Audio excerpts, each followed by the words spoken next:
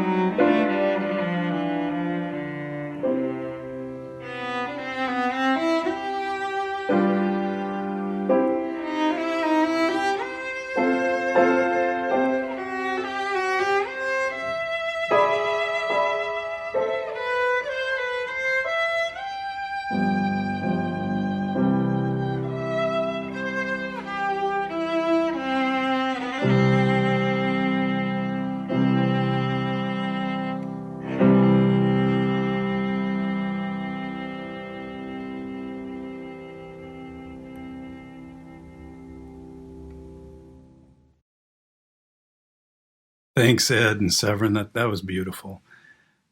Also, just in case you people think I'm not paying attention and you think I just fell off the hay wagon, I realized after I did the introduction, it's not Mendelssohn's concert, it's his concerto. That's right. I've read a few books. I listened to a little public radio. Well, folks, we're now going to go visit Randy Sabine by way of a video that he prepared. And in short, he's going to climb inside a bunch of plants and play his violin or his fiddle, depending on your mood. Randy. I'd like to honor the 50th anniversary of Earth Day and Gaylord Nelson by playing my arrangement of Nature Boy, written in 1948 by Eden Ahbez. He was sort of a nature boy himself. At one point, he actually lived under the first L of the Hollywood sign in Beverly Hills. I learned the tune from a piece of sheet music I found in my grandmother's organ bench sometime in junior high school, I think, when I was supposed to be practicing my violin lesson. I was attracted to it because it had a picture of Eden Ahbez on the cover and he had really long hair. I thought anybody who looked like that in 1948 probably wrote a cool tune. The first time I was involved with a house show at the Big Top was to help create the Wild River Show, which celebrated the 20th anniversary of the Wild and Scenic River Act, one of Gaylord Nelson's crowning achievements. So here's to Gaylord Nelson and all the nature boys and girls working to keep our environment livable for generations to come. Happy Earth Day.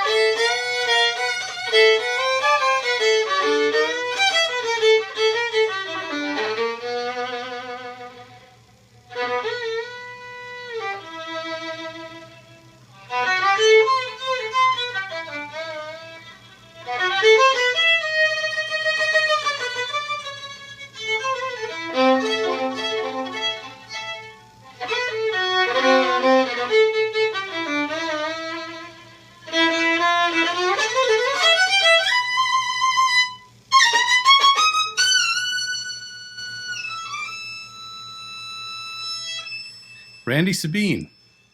Again, always nervous about calling it a violin or a fiddle. I've at times understood the difference, but mainly I'm just worried I'm going to say violin when I should say fiddle, or fiddle when I should say violin, and then the violinist or the fiddler is going to come after me with his, her bow. So far, so good. The point is, that was lovely, Randy. Thank you. Our next guest is Tia Nelson, and I could introduce her and put her in context, but she does a lovely job of that herself. So let us now just go directly to my interview with Tia Nelson. It's my pleasure now to welcome Tia Nelson. And rather than do the long and expected introduction myself, I would just like to say, first of all, welcome, Tia. It's terrific to see you. And let Tia herself explain why we would speak with her this particular week and this particular year. Well, April 22nd, 2020 is the 50th anniversary of Earth Day. Hard even for me to believe. And my father, Gaylord Nelson, former Wisconsin governor and United States Senator, was the founder of Earth Day, an event that turned out to be successful beyond his wildest dreams.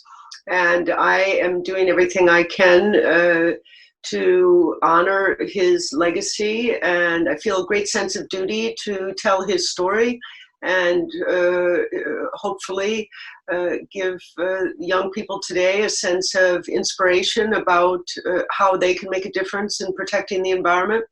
And so I've been working to promote a film at the Outrider Foundation, and to build bridges to a brighter by helping tell an inspiring story that's, of course, very personal to me, but it's also my life's work, you know. I think part of that personal story for you obviously springs from your father, and then now you have your own body of work in that area. How much of that also springs from the time that you spent up in the Bayfield and Washburn area and the Mellon area back in the day? Can you speak to that a little bit? Yeah, sure. You know, very much. My father was often asked, you know, how he came to be a conservationist and environmentalist, and he would tell stories. He was an extraordinary raconteur, and he would tell stories about growing up in Clear Lake, and he would often say that his affection for nature came through the process of osmosis. And I think for me, it was very similar. And my experiences in the North Woods of Wisconsin as a child, vacationing there with my parents, visiting Martin and Louis Hansen's property off the Brunsweiler River outside of Mellon, left a big impression on me. They were magnificent days of childhood play in nature, but also magnificent evenings of rancorous political debate among you know, really some of the leading figures in Wisconsin and American politics. And the memories are quite remarkable. It wasn't until later in life, when I was 18, I lucked out in a big way, and I got hired as a fisheries technician by the Wisconsin Department of Natural Resources out of the Bayfield office. And so I was the first woman to work the Hacknoys, which is a gillnet tug that is docked to this day in downtown Bayfield.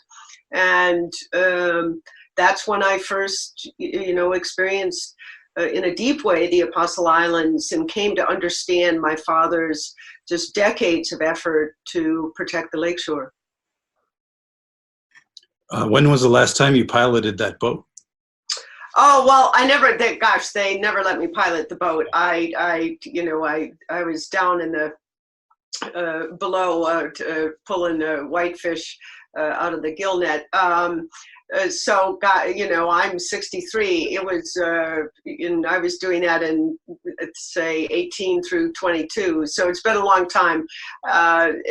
Nobody would wisely let me pilot a big boat like that. But I did work it, and I worked hard, and it was a really, you know, extraordinary experience. Imagine, you know, getting paid to get up in the morning and spend your day on the lake in the, you know, largest freshwater archipelago in the world. For me, you know, I've traveled the world in my work for the Nature Conservancy over the course of almost 20 years, and have been to close to 30 countries. For me, there's just no place more magical than the Apostle Islands. I think it's interesting too, just in the story that you told, you highlighted the fact that often environmentalism in those areas intersects with work. And can you speak to that a little bit as well? Yeah, it was interesting. Later, I returned to Wisconsin. I'm not very good at counting. Maybe 15 years ago, I went to the University of Wisconsin, studied wildlife ecology. I worked in the state capitol for a while. I wasn't much of a field ecologist. I wasn't very good at it, is what I mean. And I gravitated to being interested in environmental policy, worked in the Capitol, and then went to Washington to work for the Nature Conservancy. I came back about 15 years ago or something like that, and I went to work at the Public Lands Commission. And it's a fascinating story of the agency, which I won't go into now, but we managed a portfolio of about 80,000 acres of forests, much of which was in and is in timber production. Some unique natural areas are in permanent conservation. But I've always been fascinated by finding that balance of human impact on the environment, and how, and I really think farmers, foresters, fishermen, they're as close to the land as you can get. And it was an interesting journey for me at BCPL, for the simple reason that there were expectations of me being a city girl, quote unquote, and being the daughter of a famous environmentalist. And I spent a good bit of time earning the trust of the loggers and timber managers up in the Northwoods when I came back. But it was, wonderful for me, and is a part of, who I am. When you think of the Big Top Chautauqua, the tent up there, I'm always, when I'm up there early and I have time, I always climb the ski hill so that I can look down over the tent, over the greenery, out to the Apostle Islands. I have to believe you've taken in that view yourself, and I just wonder what it evokes in you. I have. I love going to Big Top, and I have a tradition I've kept up for many decades now, that anyone in Bayfield who knows me knows that I come there for the summer solstice, and have every year for many, many decades. And the evening of the solstice, I sail the solstice sunset. It's my birthday, and a group of friends and I go out on a boat and watch the sunset. So these traditions are very important to me. That view is the one you refer to is a beautiful one.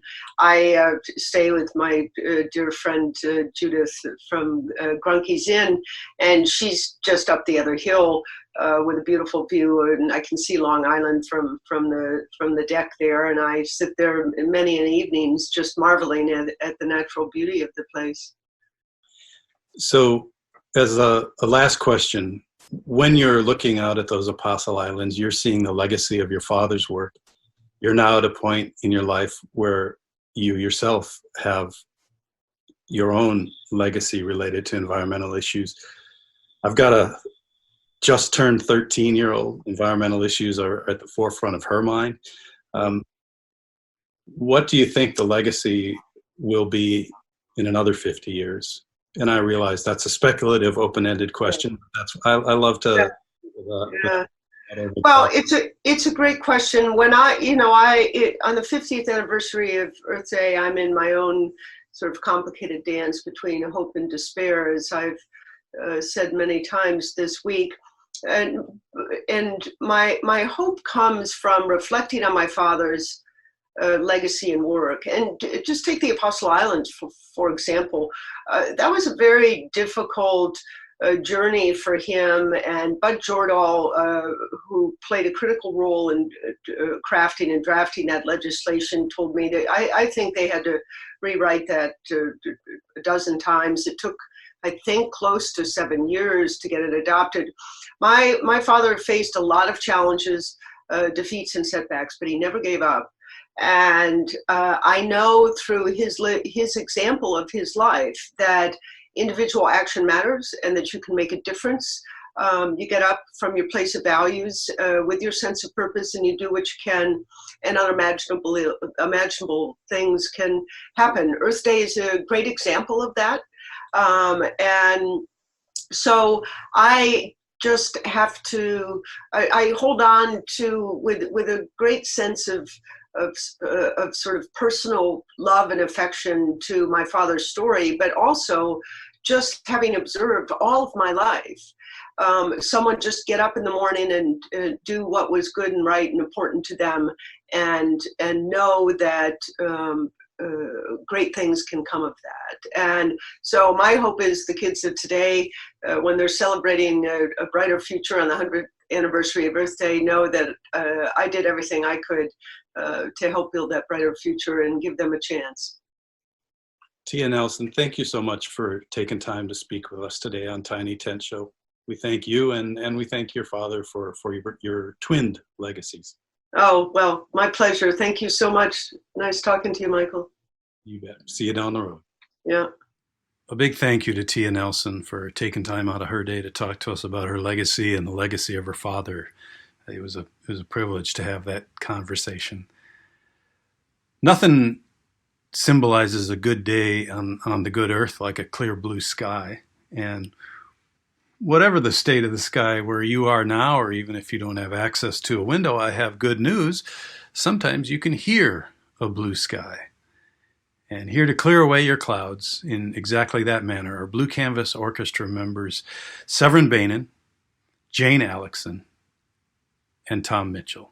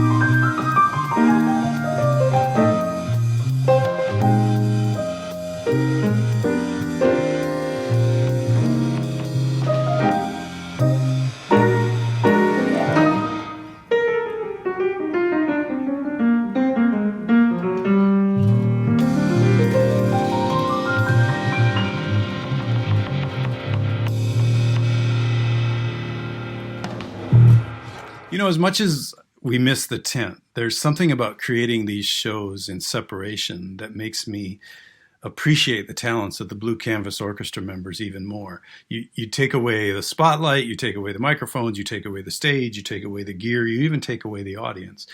And what you're left with is a chance to discover that at base, what you just have is a bunch of fabulously talented musicians. So it's a pleasure to share them with you, even via these electrons. Well, folks, hands up. Who would like to go to Maui about right now? Actually, I think any of us would be happy to go anywhere. Maui, Minong, Mellon, whatever you got with an M would be fine. So I'm going to turn things over to Jack Gunderson. He went outside with his phone and he recorded a song about sailing down to Maui. And he says to really understand the song, you have to imagine that you're surrounded by a bunch of smelly sailors who've been locked on a ship for a long, long time. Again, similar to the situation many of us find ourselves in.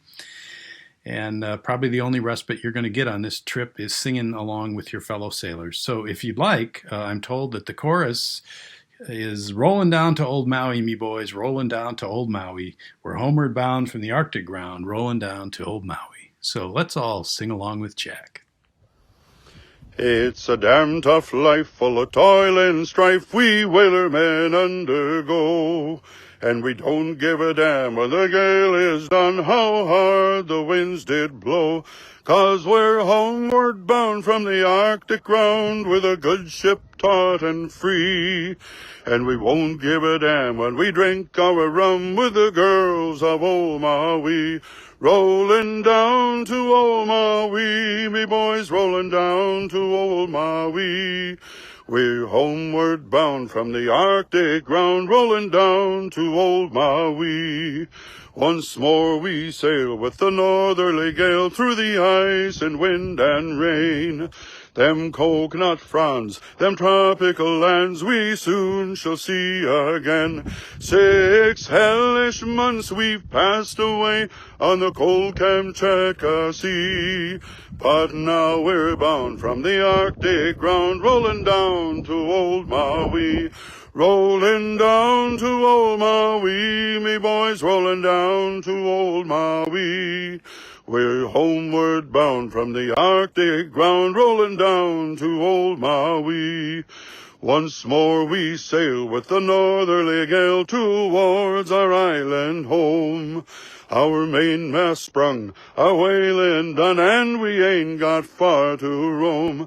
Our stunsail booms is carrying away, what care we for that sound? A living gale is after us, thank God we're homeward bound. Rolling down to old Maui, me boys, rolling down to old Maui.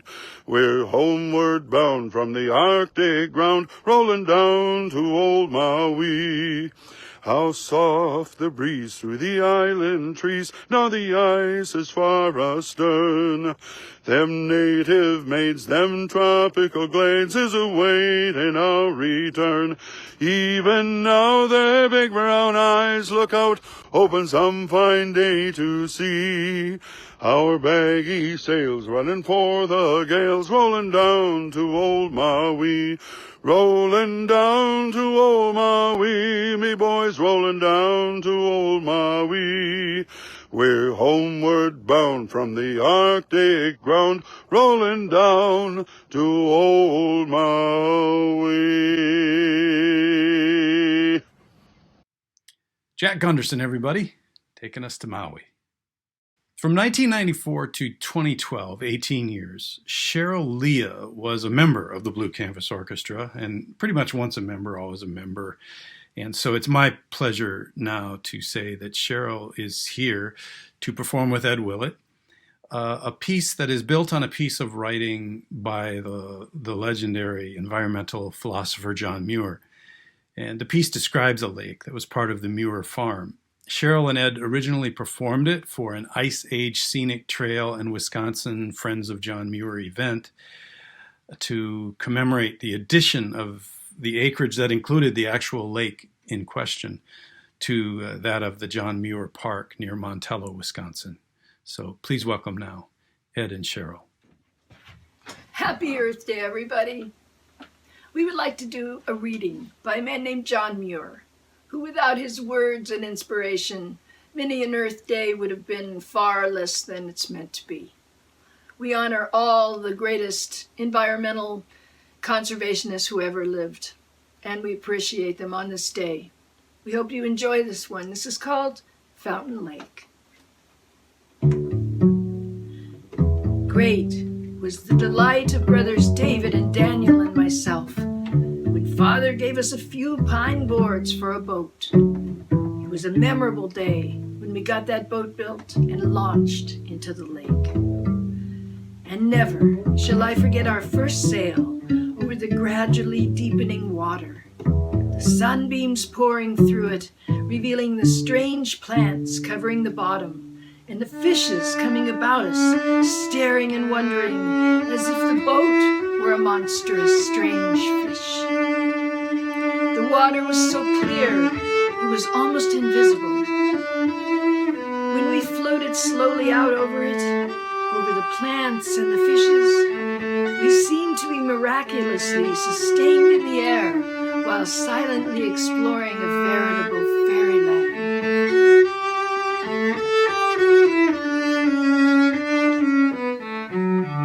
Our beautiful lake, named Fountain Lake by Father, but Muir's Lake by the neighbors, is one of the many small glacier lakes that adorn the Wisconsin landscapes.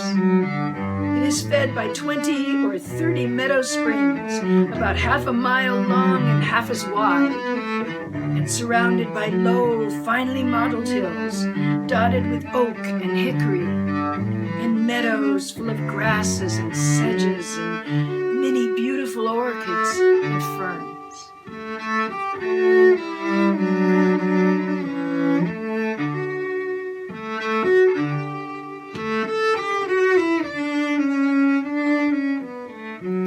First, there's a zone of green, shining rushes. And just beyond the rushes, a zone of white and orange water lilies, 50 or 60 feet wide, forming a magnificent border. On bright days, when the lake was rippled by the breezes, the lilies and sun-sprinkles danced together in radiant beauty, and it became difficult to discriminate between them. On Sundays, after or before chores and sermons and Bible lessons, we drifted about that lake for hours, especially in lily time, getting finest lessons and sermons from the water and the flowers, the ducks, fishes, and muskrats.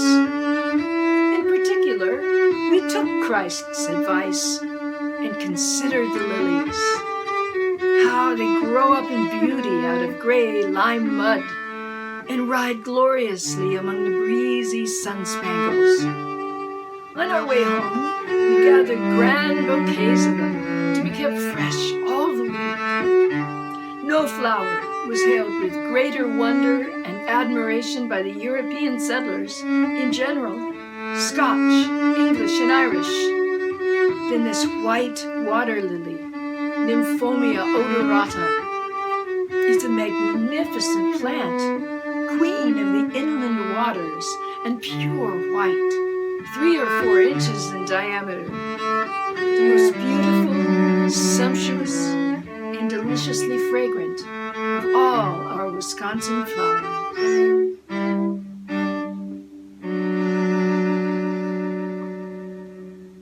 No lily garden in civilization could ever compare with our lake garden.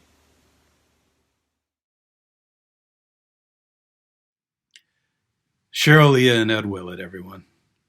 Lucky to have them in the circle. We're going to continue with the thread of considering the earth with a song now by Phil Anich with some help remotely from Severin Bainan, performing a John Prine song called Paradise. Hey folks, hope you're doing okay out there. In 1970, I was a sophomore at Ashland High School, and Martin Schreiber, who was running for lieutenant governor with Patrick Lucey, flew into the Kennedy International Airport in Ashland, and a bunch of us school students, we biked and walked, and my friend Randy Gilbertson even rode his unicycle out there to meet him. And then we convoyed back on foot, bicycle, back to the Dodd Gymnasium, where Martin gave a presentation about Earth Day. It's pretty cool. We were aware at that time that the Earth was having some problems, and it's not gotten any better, obviously. And now with the COVID-19, now we realize that we're all in this together. And it's, to me, no time for nationalism. You know, back in the day, when Gaylord Nelson was putting these ideas forward, there was a lot of support. You know, Richard Nixon was president, you know, with the Clean Air Act. And just think about that. You know, Republicans, Nixon, you know, there's cooperation. There was an understanding, too, that internationally we had to work together. Anyway, here's a song by John Prine.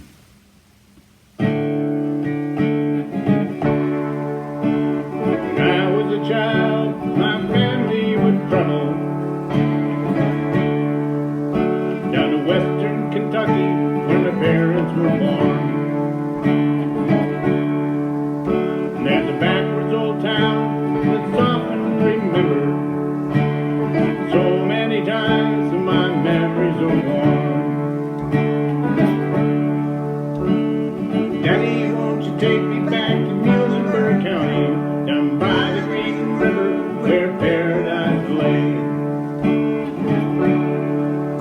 Well, I'm sorry, my son, but you're too late in asking. Mr. Peabody's coal train is all the day away. Well, sometimes we travel right down the Green River to the abandoned old prison by Avery Hill, where the air smelled like snakes and we'd shoot with our pistols, but empty pop bottles was all we would kill. Daddy, won't you take me back to Muhlenberg County, down by the Green River where paradise lay? Well, I'm sorry, my son, but you're too late in asking. Mr. Peabody's coal train is all the day away. Then the coal company came with the world's largest shovel. They tortured the timber and stripped all the land. Well, they dug for the coal till the land was forsaken. Then they wrote it all down, the progress of man. Daddy, won't you take me back to Muhlenberg County, down by the Green River where paradise lay? Well, I'm sorry, my son, but you're too late in asking. The Peabody's coal train is all the day away. When I die, let my ashes float down the Green River. Let my soul roll up to the Rochester Dam. I'll be halfway to heaven with paradise waiting. It's 5 miles away from wherever I am. Daddy, won't you take me back to Muhlenberg County, down by the Green River where paradise lay? Well, I'm sorry, my son, but you're too late in asking. Mr. Peabody's coal train is all the day away. Mr. Peabody's coal train is all the day away.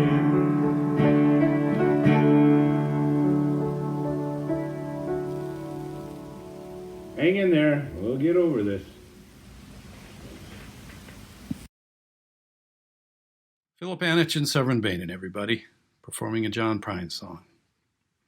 So, if you've ever come to the Big Top and seen Tom Mitchell perform, you know he's always willing to go that extra mile to entertain. And today is no exception. In the following video, Tom will,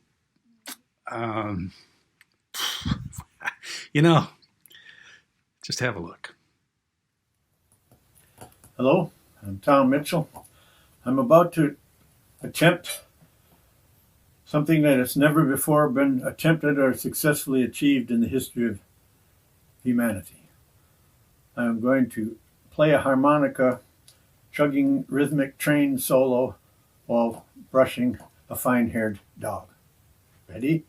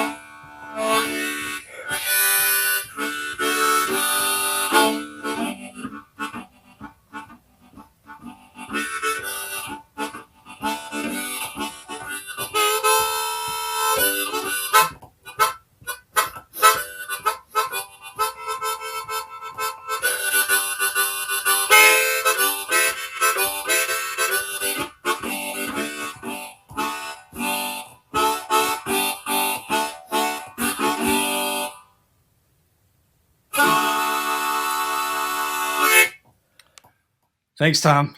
I think a special thank you also to Brady, who was the dog not harmed in that sketch, but I don't know that he signed any waivers either. We're going to move on now to a conversation with Ed Willett. I'll just go ahead and dial him up on the old computer. Howdy, Ed. Hey, how's it going? Hanging in? Yeah. Yeah. Well, that's good, man. You're a busy man. You got, I see your email threads, huh? You got lots going on. I think everybody is, though. The schedule, in one way, the schedule has been cleared, whether we like it or not. But Right. we have a way of filling up, and everybody's, man, we're all just navigating this thing. And so I think it Yeah. in its own way. One of the That's kind of, I know you're working on a new show. Can you talk about that a little bit? yeah. Well, fingers crossed. I don't know when the new show will air, but we started a few months ago working on a show that is going to spotlight Wisconsin conservationists and preservationists, and both in historically and in the present day, because there's a lot going on. Many conservation groups that are doing really great work right now. And so, but the unifying thread of this show called Earth is the 50th anniversary of Earth Day. We decided the 50th anniversary should be the whole year, because it's going to take us a while to get this together. And so we, a part of this show, there's going to be many attributes to the show. There's going to be appearances by the Flat Earth Society, probably we'll call him Dr. Denial or something like that. There'll be all kinds of fun things. But one of the fun things is that we are doing a piece, I'm writing a piece, an instrumental that is going to have submissions, I hope, from Chautauqua fan base. Oh. And so Betty Ferris is going to be curating that, and we've made a place on our website that people can upload videos or pictures, and the subjects, a lot of the subject will be something called the self-propelled symphony. That's what I'm writing in 3 movements. And then it's all about silent sports. That piece is about silent sports. So if anybody has great kayaking footage, biking, snowshoeing, anyway, in silent sports. And then also any just beautiful environment, nature shots would be welcome too. And we're going to ask that you limit it to 2 shots a piece until we know how many people are going to to respond. We may put out an additional ask, but people can upload these on our website at thebigtop.org website /2020 Earth Day. So you'll see a button to be able to upload those. And we hope that everybody will participate, and it's a thrill to see your stuff on the big screen. Well, this is great. I think it, as a wrap up, it sort of speaks to what we're all doing right now, is that we've been separated, but it's also driven us into connecting in ways we haven't connected before. So the idea of an audience supported show, in the sense that they're actually supporting it with material, is fascinating. Yeah. So I hope folks go to www.bigtop.org, and then there is that /, but there'll also be a pretty obvious button. Oh yeah. Yeah, you won't be able to miss it. Yeah, and feel free to contribute to this new show. So, thanks for taking the time to check in from out there in the hinterlands, Ed. We both always right on. My hinterland brother. Hinterlands and hinternet. So, yeah. Really is a great phrase. Yeah, right on my hinterland brother. That's right. Take care. See you down the road. Okay. You bet.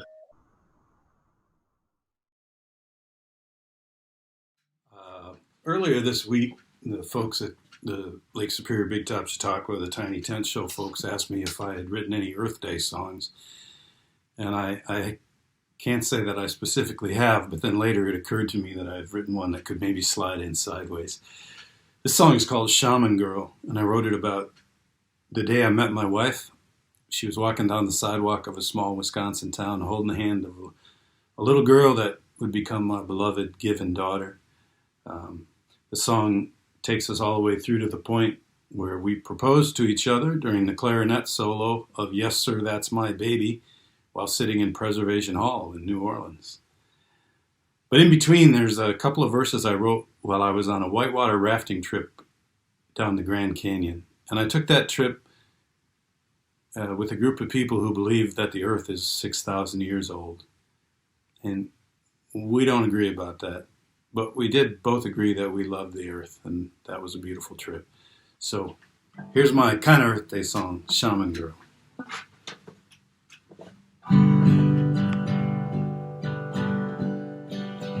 Shaman girl on the sidewalk, with your baby at your side. Could you love a man in blue jeans,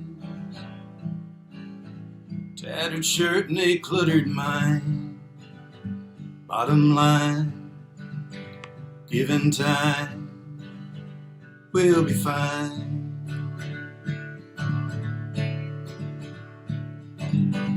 I am staring at the canyon, I am bringing you to mind. I am looking for an answer, I see rocks and sky and time, and I find as a raven flies, so do I. Hey, baby, I am straight 3/4 time. Hey, baby, I can be deaf, dumb, and blind, but I fly, how I fly, how I fly, a true line.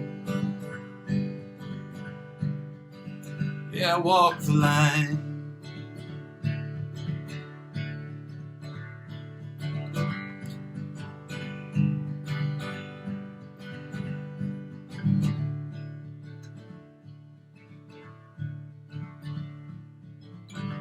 Boatman, can you read the river? I hear rapids round the bend. Steady hand on the tiller. A little luck and a little dread. Vows are said. Now I lay my head on the wedding bed.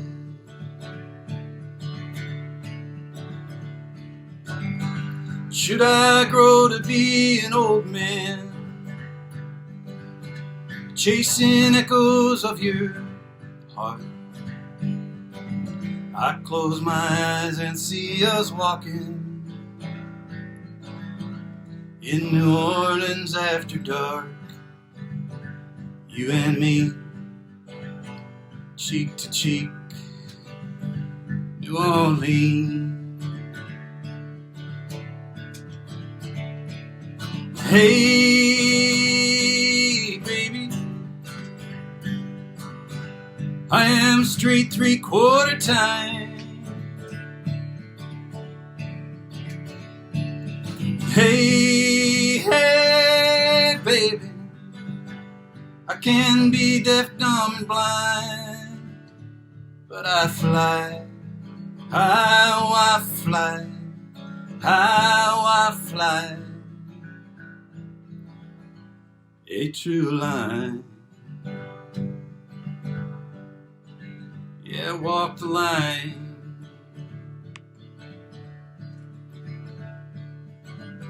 Shaman girl is on my doorstep with her baby at her side. She is thinking she could love me. My tattered shirt and my cluttered mind. Bottom line, given time, we'll be fine.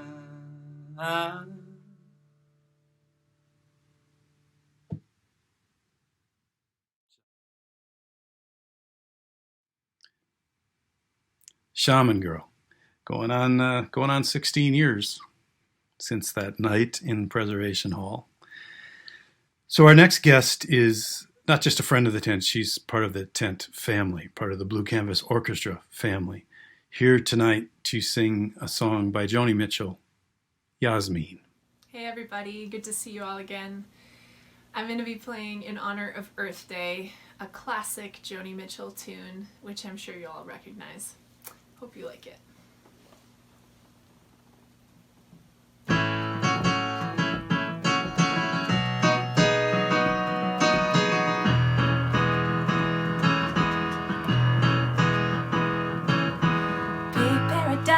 Put up a parking lot with a pink hotel, a boutique, and a swinging hot spot. Don't it always seem to go that you don't know what you've got till it's gone? Pay paradise, put up a parking lot. Shoo, take all the trees, put them in a tree museum, and you charge the people $1.50 just to see them. Don't it always seem to go that you don't know what you've got till it's gone? Pay paradise, put up a parking lot. Shoo, pay for my farmer, put away the DDT now. Give me spots on my apples, but leave me the birds and the bees, please. Don't it always seem to go that you don't know what you've got till it's gone? Pay paradise, put up a parking lot. Shoo, late last night, heard the screen door slam, and a big yellow taxi took away my old man. Don't it always seem to go that you don't know what you've got till it's gone? Pay paradise, put up a parking lot. Shoo, don't it always seem to go that you don't know what you've got till it's gone?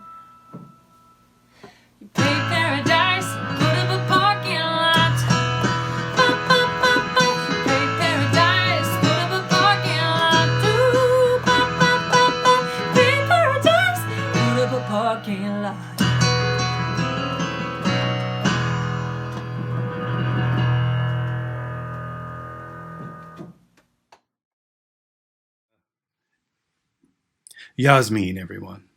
Pleasure to have her singing with us. Well, we've hit the end of the road for tonight anyway. I want to thank our sponsors, Kim Ogle and Ruth Getz. We want to thank our sponsors, Star North up in Cornucopia. Our sponsors, Brownstone Pharmacy right there on the main drag in Washburn, Wisconsin. And finally, our sponsors, Quilts on the Wall Design, Barb and Bill Gover. As we said earlier in the show, if you get a chance to like us on Facebook, we'd sure appreciate that. It helps get the word out. Subscribe to our YouTube channel. That will allow you to be notified whenever anything new goes up, not just this show, anything related to the Big Top. And also, if you're enjoying this show, please share it with your friends and share with them the fact that we're doing a fundraiser for the tent to kind of help the tent stay pitched. There's a GoFundMe. Really, the best way to get to all of this information is to visit www.bigtop.org. And if you really want to get creative, go to www.bigtop.org/Tiny Tent Show. That will put you in touch with all the contacts, including the GoFundMe. Thanks so much. As you know, what I like to say at the end of a show is that around here, nobody ever says goodbye. They just say, well, I suppose.